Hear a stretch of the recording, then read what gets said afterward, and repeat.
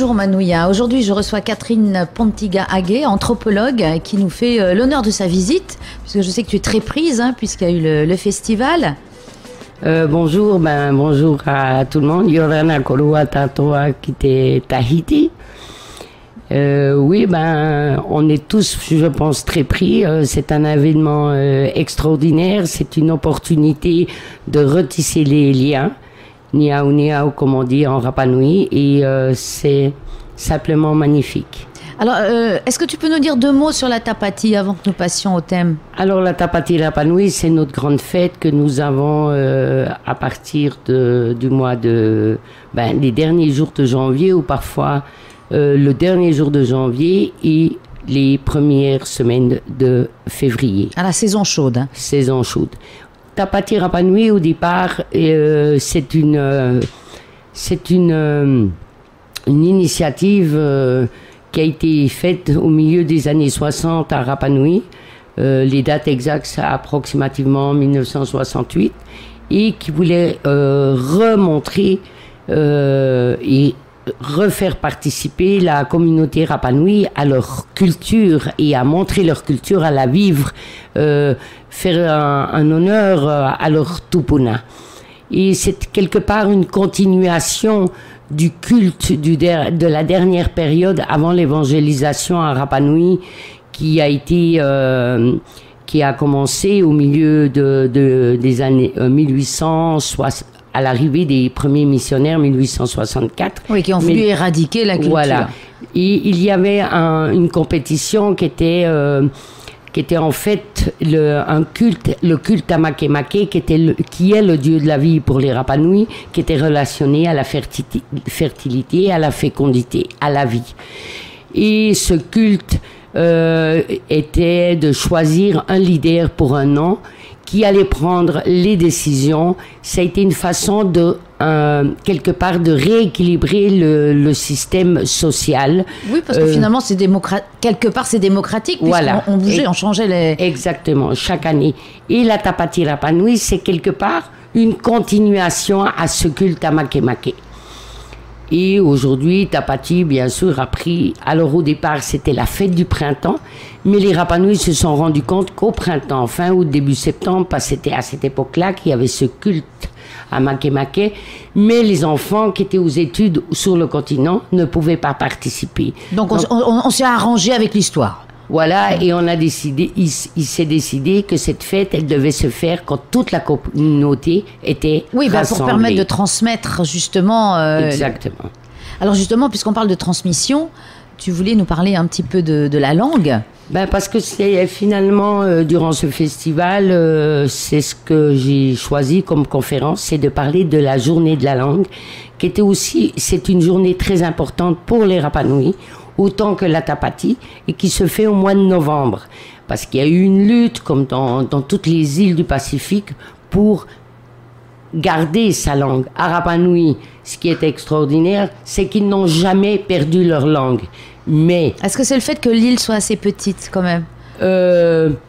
Probablement, mais je ne sais pas si c'est le fait qu'elle soit... C'est une volonté des familles dans les maisons de résister à la colonisation et de garder sa langue vernaculaire. Bon, bien sûr que la langue, elle évolue à travers le temps, mais écoutez, je dirais qu'ils avaient fait comment dire, je trouve, excusez-moi. Oui, non, c'est beaucoup. Donc, ils avaient fait un sondage pour savoir, un sondage sociolinguistique, pour savoir combien de jeunes parlaient leur langue vernaculaire. Alors, en sachant que le résultat était de 77%. Ah, c'est énorme, parce que c'est pas le cas ici. Exactement. Et mon message dans ce festival, c'est justement qu'il ne faut pas perdre la langue et qu'il faut se battre pour la langue, et que je crois que s'il n'y a plus de langue, il n'y a plus de culture. Alors, comment vous faites là-bas? Parce que, par exemple, vous avez vos informations, vous avez une petite télé, pour que c'est une langue qui vive aussi, qui soit... c'est une langue vivante. Qu'elle puisse avoir dans les maisons, les parents parlent en Rapa Nui à leurs enfants, donc ils sont au quotidien dans leur langue vernaculaire.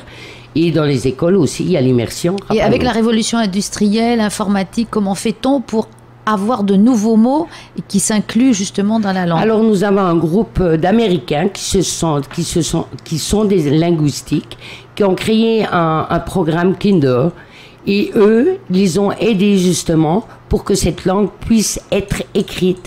Donc il y a un programme sur les ordinateurs pour qu'ils puissent écrire la langue Rapa Nui. Et ils ont travaillé avec les professeurs de Rapa Nui. Et à partir de ce moment-là, ils ont pu créer l'Académie de la langue Rapa Nui. Oui, parce qu'il y a un vocabulaire. Voilà. Maintenant, il y a un vocabulaire qui n'existait pas. Auparavant, il y a 100 ans encore, hein, ordinateur, comment dit-on? Ordinateur, voilà. Par exemple. Ça n'a pas été compliqué de trouver des mots? C'est pas les mots qui ont été compliqués. Je pense que c'est les lettres. Notions. Les notions et les lettres. Parce qu'il y a une lettre qui est le ñ. Alors, on avait au départ, ils utilisaient le N et le G. Oui. Et maintenant, c'est un N avec une barre beaucoup plus longue. Non pas comme le N espagnol, c'est qui a un petit zigouigoui là, comme ça. Non, pas du tout. C'est un N qui descend. Ah, d'accord.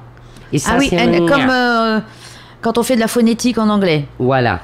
Par exemple, Hangaloa, qui est le nom du village. Alors, Hanga, aujourd'hui, sur les panneaux, c'est écrit H-A-N-G-A.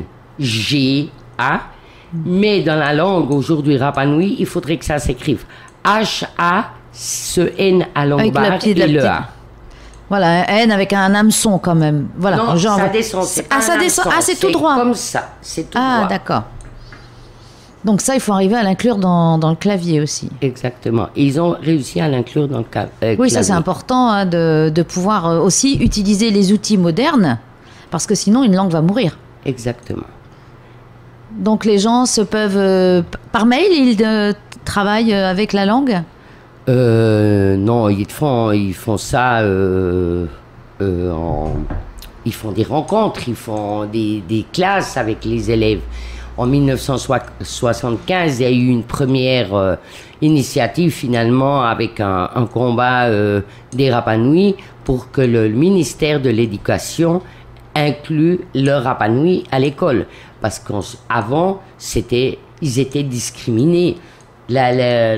Comme dans beaucoup de pays en métropole, c'était pareil. Tout ce qui était patois était relégué, on n'avait pas le droit. Ici, c'était le tahitien qu'on n'avait pas le droit d'utiliser. Voilà. Mais par exemple, à Tahiti, vous avez le tahitien académique et le tahitien de la rue. À Rapa Nui, il n'y a pas le Rapa Nui académicien et le Rapa Nui de la rue. Le Rapa Nui est pour la même chose pour tout le monde. Voilà, c'est peut-être ici la difficulté, c'est certainement ce dont tu as parlé, c'est qu'ici, il y a deux langues en fait, deux langues tahitiennes. Et je pense la rue et l'académie. Voilà. Alors comment faire? Est-ce que tu as pu donner des solutions ou des pistes? Non, je ne peux pas donner des solutions, mais je dirais, c'est de parler sa langue, de le transmettre aux enfants. Et je trouve que le moyen le mieux de le faire, c'est à travers l'art, parce que c'est un peuple qui a beaucoup d'imagination, c'est un peuple qui a toujours transmis à travers des métaphores. Je donnais l'exemple ce matin, un mot comme le grêlon. Quand il tombe la grêle, vous allez me dire, ah mais en Polynésie il tombe pas la grêle, mais oui, parce que parfois il y a le froid et le chaud qui se rencontrent dans le ciel et il peut tomber des grêlons. Alors en Rapa Nui, le grêlon on l'appelle matamataika.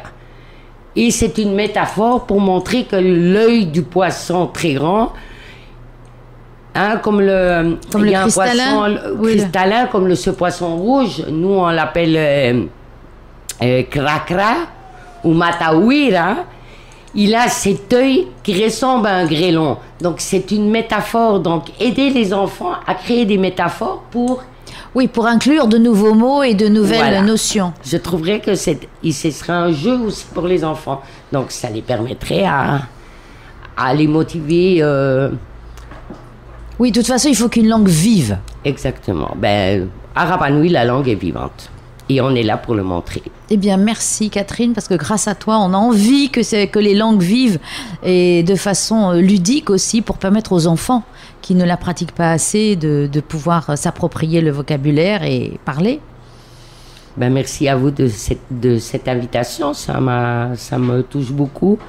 Et comme on dirait en Rapa Nui, Amua, ça veut dire il faut avancer et pas aller à toi en arrière. Maruju. Ote ahano, kaori wariwa.